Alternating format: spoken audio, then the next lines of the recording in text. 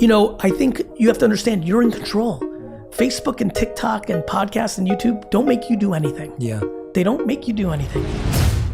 Gary, I'm asking this with love. And, for me, this was a big thing. I think it was I think I'd been making content for 2 years before I introduced my community to my wife. Yes. And everyone was like, Jay, you're married? Like, people had no idea because I just didn't talk about her because we just got married. We'd been together for a few years before that.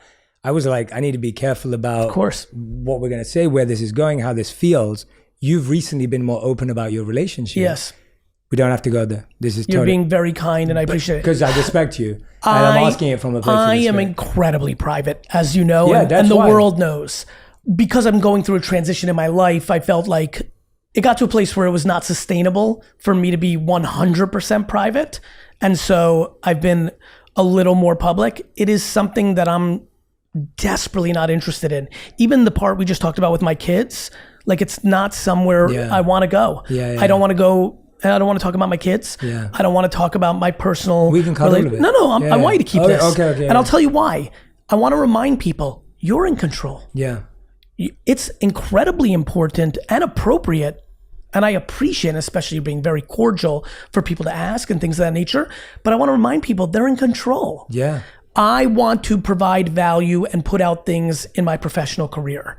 I'm incredibly private and feel that the world is entitled to what you give it. So when I watch people get upset when people get into their business, I'm like, you're giving them your business.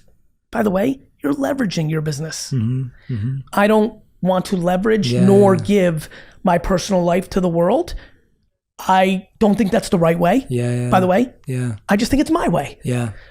So the reason I have a little bit to what you're referring to is it became not sustainable because it's been a long time and I was in a transit, it was the appropriate time. And I needed to just get some context out there, but it's not where I'm going to go. And that's what I was more interested by. To me, it's not. Listen, us being together, my brain goes into maximize the value at the highest levels because we have the opportunity to, for as many people are listening. The takeaway there from my perspective is you're in control.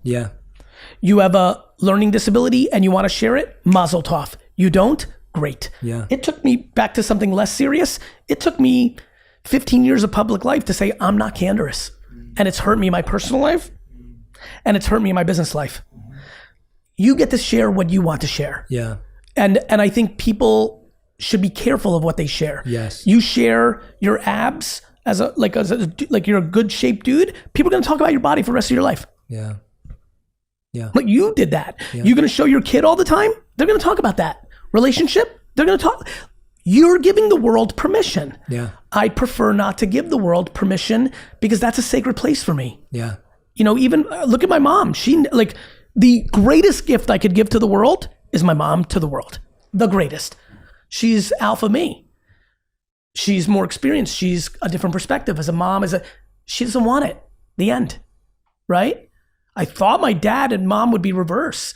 My dad, I never thought would love the limelight so much. But so I think if you're listening right now, please, if you're not going on social media because you have a skeleton in your closet, you have a disease, you have a bad, situation, you're like me, and grew up in a family where personal life is private. That's, I think, in Russia, that was people would go to jail if anybody knew anything about you. So I think it ingrained in my parents, which then ingrained in me and my sister and brother, we're private that way. I think you have to understand you're in control. Facebook and TikTok and podcasts and YouTube don't make you do anything. They don't make you do anything.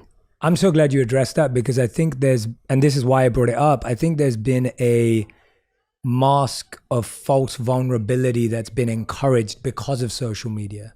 So people think that the more vulnerable or more open you are, that shows authenticity. I totally disagree. I love you for that. Right? You're going to a very smart place.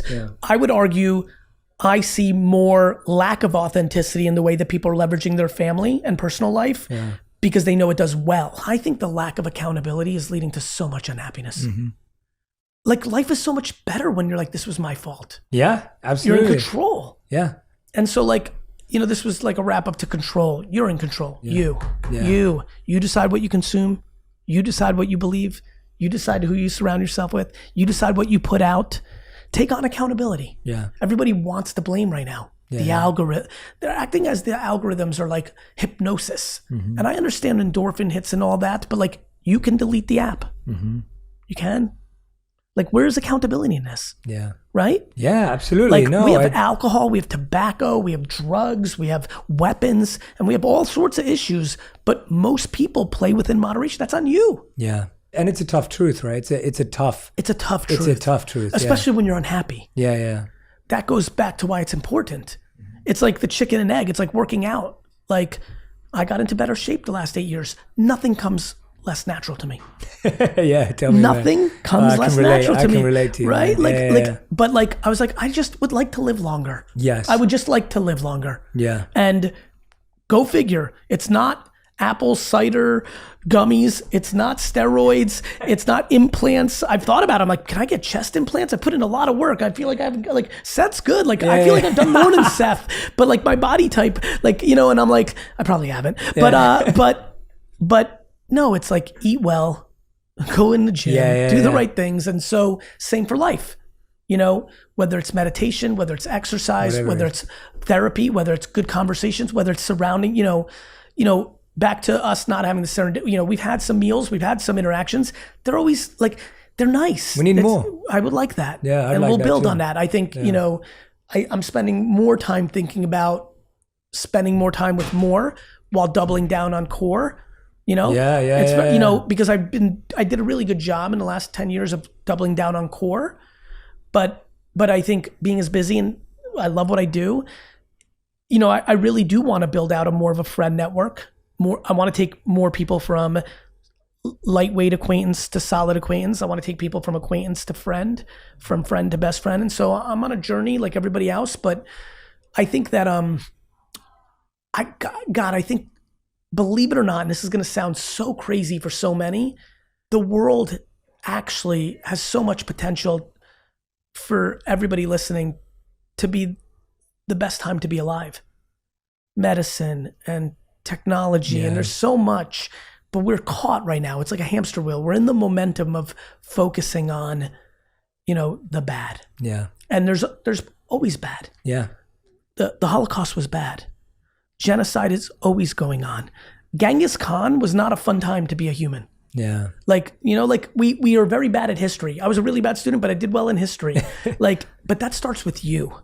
What are you going to do about it? Because right now everyone's like pointing and feels like it's on someone else. Yeah. It starts with ourselves. I mean, when you said that and you brought up the Holocaust, I recently read Edith Eger's book, The Gift. She lived through the Holocaust and she had that mindset in the Holocaust. So she said the only way she got through it is she realized that she wasn't a prisoner, that the only prisoners were the guards because they were prisoners of their own conscience. Unbelievable. That was her mindset. She's right. And you know, she's like over 90 now or even older. And it's like, it's just phenomenal that her, Viktor Frankl, who wrote Man's Search for Meaning, these two phenomenal books, if anyone hasn't read them, like they had that in that scenario. Well, that's the point I always make to everybody. Like, you know, the only thing that works for me is trying to contextualize moments in time. Yeah. And like, you know, our great-great-great-grandparents had it rough by comparison to the way we have it. And sure, they had some things that were better on simplicity, but we must choose optimism because what's the alternative? Pessimism? Like, are you just going to decide? Because once you decide, where are you? Once you decide it's bad, it's actually bad. And so like, one of the things that makes me very passionate to communicate is practical optimism, or the fact that I believe negativity is much better at marketing than positivity. Oh, for sure. I feel a huge sense of responsibility. What has become, out of all the things you've pursued, because I'm guessing at different stages in your life, and anyone who hasn't heard, I've interviewed Gary twice before, so you can go back and listen to those. You've pursued different things at different times. And every time I meet you, it's a really, what I love about it is that there's so much growth and acceptance and embracing of this new you. Every time we talk, I feel like I'm talking to a even more self-aware human, which is a really fun feeling when you're checking in with someone in this way. And so I go, what have you found currently to be the most worthy pursuit? Like, what is it that you're pursuing that you've found worthy of pursuit? It's always been the same thing for me. it's almost as if I'm living two separate lives. The most worthy pursuit is I am wildly gifted at helping other people. And I'm incredibly comfortable of also being okay with feeding myself around my own interests. The most worthwhile pursuit, my friend, I think this is going to land with you, is the continuous balance beam that I walk on that is called equal parts selfish and equal parts selfless, and refining that skill set. And I think in the 3 times, if I may, off of your analogy, I think the beam is getting thinner and I'm still walking it. You know? Maybe the first time we met, it was like an Olympic beam or a high school beam. Maybe the second time was, my hope is that as I continue to go, I'll be on a tightrope across Manhattan and walk it easily, because me playing my game of entrepreneurship gives me so much energy that I'm able to deploy it in a positive manner at scale. And I find it fascinating. And so that is what I continue to go after. I love that. Gary, 40 minutes with you feels like an hour and 2 hours with someone else. Thank you, man. Thank you, brother. You're the best. Thank you, bro. I appreciate That was you a lot so of fun. much.